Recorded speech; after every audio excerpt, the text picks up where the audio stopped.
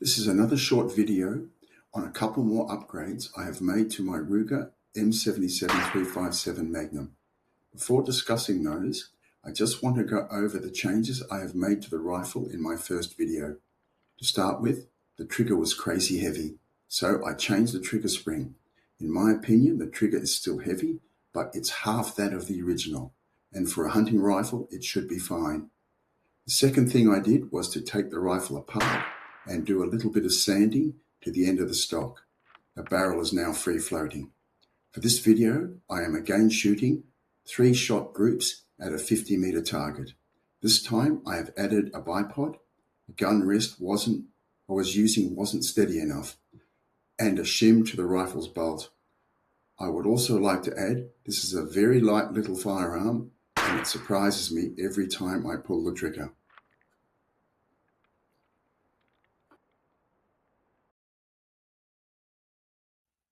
Looking at the target, I cannot help thinking that's a nice 3-shot group for an old guy, even if it's only 50 meters.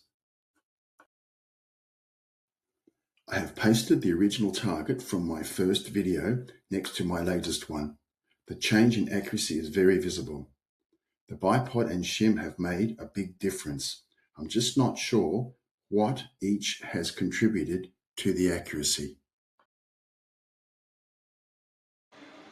I took my rifle to an indoor 50-meter range the other day. I was experimenting with different colored targets. I have trouble seeing clearly through my scope in artificial light. The little 2x7x33 scope really tests me.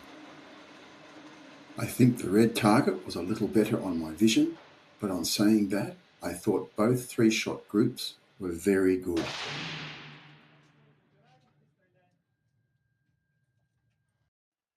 I thought I would give you a good look at the rifle. I didn't do this in my first video.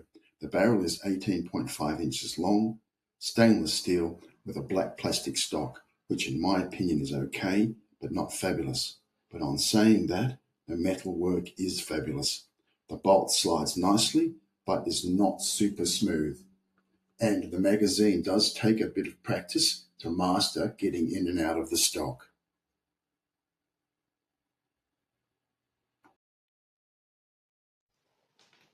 After sanding the stock, the paper strip is tight, but still slides through well.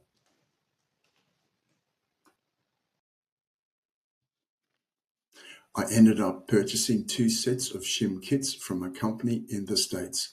One kit for my 357 Magnum and one kit for my Lithgow 22. They both cost $15 each, and I think the postage was about the same. They are really nice people to deal with, and from memory, the kits took about 2 weeks to arrive here in Australia. Each envelope contains 4 shims, and they are clearly color-coded. I added the black .002 shim to my 357. There is an excellent YouTube video on how to install them. Search 77/357 bolt shim video. The containers contain the original trigger springs. I brought one for the Ruger and the Lithgow. These were also $15 each plus post. There's a YouTube video on how to install the spring for the Ruger. Finally, I wanted to finish this video with a look at 2 rifle stocks from Boyd's. The 2 images are mock-ups I put together and are not to scale.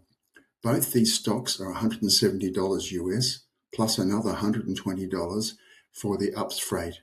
I did ask Ruger if the older models were the same as the new ones. Boyd suggested I write and ask. Ruger wrote back saying that information was private.